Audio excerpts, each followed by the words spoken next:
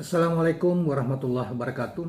Rekan-rekan sekalian, kembali kita berjumpa di Jejak Semesta 65. Dan saya berharap bahwa kita semua dalam keadaan sehat walafiat, senantiasa dalam lindungan, bimbingan, dan pertolongan Sang Maha Kuasa, yaitu Allah Subhanahu wa Ta'ala.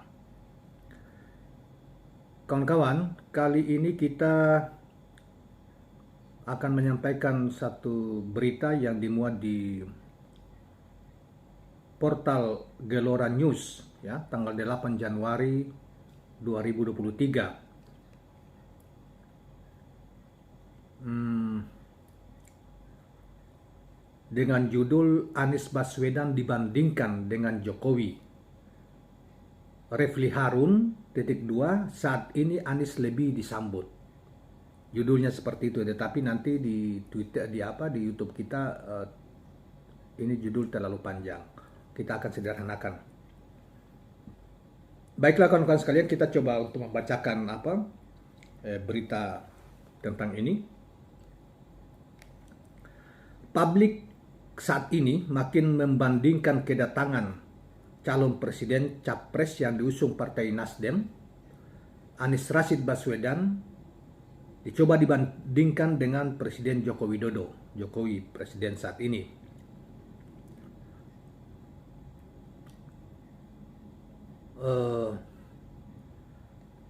Pertama kalinya sosok Ruhut Sitompul sebelumnya membandingkan sosok Anies Baswedan dan Presiden Jokowi saat awal pencalonan diri menjadi presiden.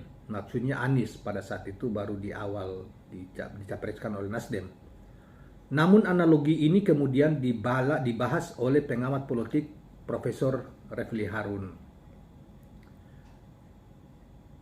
Dia malah menegaskan jika Presiden Joko Widodo dibandingkan dengan bakal capres dari Partai Nasdem, Anies Baswedan, maka akan seperti langit dan bumi.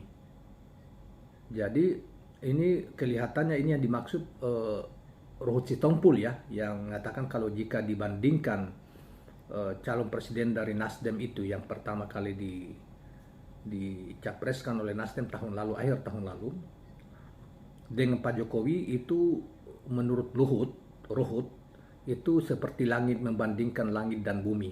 Jarak jauhnya tidak sepadan katanya. Seakan-akan dia mengatakan seperti itu. Karena jika melihat situasi saat ini, keduanya mendapatkan respon yang berbeda. Namun, menurut Refli Harun, Anies Baswedan lebih tepat diibaratkan sebagai langit, katanya. Ini kutipan langsungnya. Justru kalau misalnya kita bicara langit for the time, maksudnya bicara langit saat ini, untuk sementara waktu yang langit itu Anies Rashid Baswedan, karena kemana-mana dia disambut orang. Menurut Refli ya kayak memang dia simbolnya langit karena Anies ini kemana-mana selalu disambut oleh masyarakat luar biasa, dan itu kita sudah saksikan ya beberapa akhir tahun, terutama 2 bulan terakhir di akhir tahun kemarin ya. Tahun 2022, bagaimana dia untuk pertama kalinya di Medan disambut dari bandara sepanjang jalan sampai ke tempat acara. Kemudian kita juga saksikan di Jawa Barat, kita saksikan juga di Aceh, di Riau, di Padang, kemudian juga di Sulawesi Tengah kan luar biasa, dan terakhir di Sulawesi Selatan itu luar biasa sambutan orang. Bahkan menurut cerita dari seorang teman yang ikut berada di Makassar, itu mulai dari bandara ketika ke Pangkep itu kan ratusan kilometer, sekitar 200-300 kilometer. Sepanjang jalan itu masyarakat keluar semua dan menyambut kehadiran di berbaris sepanjang jalan dari kampung-kampung sampai ke Pangkep itu, masyarakat keluar semua menyambut kedatangan Anies Rashid Baswedan. Dan puncaknya di lapangan yang di Pangkep itu kan luar biasa ya. Itu puluhan ribu mungkin dilihat orang yang berkumpul di situ. Nah,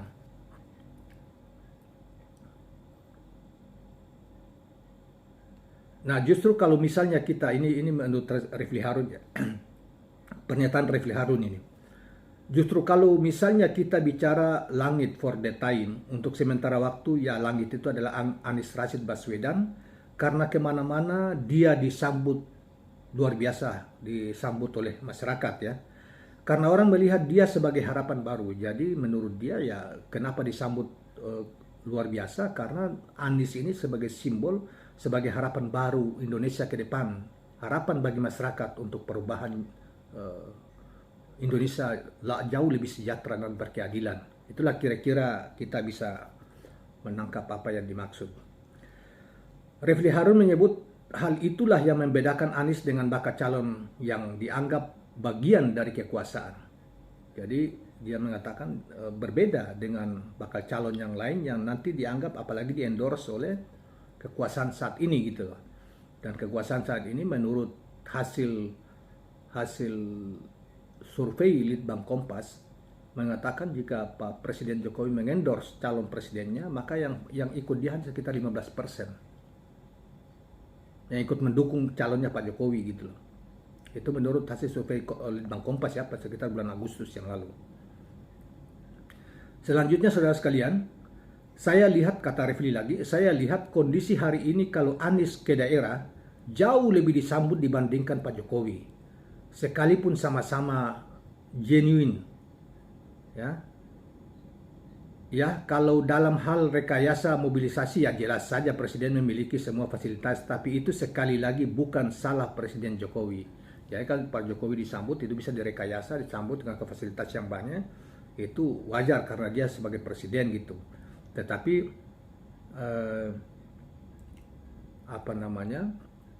itu bukan juga salah Pak Jokowi karena sebagai presiden ya mau tidak mau kan keamanan dan lain sebagainya harus disiapkan untuk termasuk juga menggerakkan rakyat untuk birokrasi daerah atau apa untuk menyambut gitu. Kira-kira begitu, jadi wajar kali ya sebagai presiden gitu menurut Refli Harun. Jadi kalau kita lihat soal sambutan, justru Anies sekarang sedang menikmati bulan madu bersama masyarakat atau rakyat. Orang pengen melihat Anies, orang melihat new hope. Artinya orang melihat Anies, dia mengatakan bahwa orang pengen melihatnya Anies disamakan dengan orang mau melihat harapan baru. Harapan baru Indonesia, harapan baru masyarakat ke depan itu yaitu pada Anies gitu loh. Orang mau melihat itu sebagai simbol. Anies Baswedan yang dicalonkan oleh Partai Nasdem memang telah lebih dahulu berkunjung ke sejumlah daerah. Setelah deklarasi Partai Nasdem, Anies Baswedan mengunjungi Aceh, Sumatera Barat, Riau, dan lain-lain. Sepekan setelah Anies Baswedan mengunjungi Papua dan merayakan Natal bersama masyarakat di gereja, lalu ke Sulawesi Selatan melaksanakan jalan santai. Nah itulah saudara sekalian berita dan komentar dari Pak Profesor Refli Harun dalam konteks membandingkan antara Anies dan Jokowi yang pernah karena dipicu oleh perbandingan ini pernah dikemukakan oleh saudara Ruhut Sitompul yang ya merendahkan lah ketika membandingkan dengan Jokowi, dianggap tidak ada apa-apanya Anies, kira-kira begitulah. Namun oleh Profesor Refli Harun mengatakan sebaliknya hari-hari ini gitu ya, seperti yang digambarkan tadi. Nah baiklah kawan-kawan sekalian, memang saudara sekalian seperti yang juga saya sudah katakan tadi bahwa belum pernah ya, bahkan Pak Jokowi sekalipun apalagi Pak Jokowi itu ke daerah ketika dia sudah presiden. Yang banyak itu kan cuma di NTT ya, di Kupang, tempat lain sepi, walaupun sebagai presiden. Beda dengan misalnya, tidak ada presiden bahkan calon presiden yang disambut seperti Anies di daerah-daerah, mulai dari bandara sampai ke tempat acara. Dan itu berpuluh kilometer, bahkan Sulawesi Selatan itu beratus kilometer. Orang berdiri di pinggir ini. Pertama kali juga kita terkejut ketika di Medan, itu kan dari bandara, di Jogja juga demikian. Ya, jadi di Jawa Barat ya, apalagi Jawa Barat itu kan cuma 2 kabupaten kemarin. Nah, dan memang lihat fenomena ini luar biasa. Jadi kalau kita dibandingkan tamsil yang dikemukakan oleh permisalan yang dikemukakan oleh Profesor Refli Harun tadi, saya kira benar Jadi karena orang menyambut Anies bukan karena dia bawa oleh-oleh misalnya dilakukan oleh salah satu calon presiden misalnya dengan membawa kalender, kan membawa itu bingkisan untuk menyerahkan kepada orang-orang dan meminta orang-orang itu nanti memilih calon yang mereka maksud gitu. Bukan itu. Jadi masyarakat dengan sukarela datang dan mereka berbondong-bondong meneriakan yel-yel, bahkan menyalami, seakan-akan berupaya untuk berkumpul apa yang mereka coba untuk mendengarkan apa yang disampaikan oleh Anies.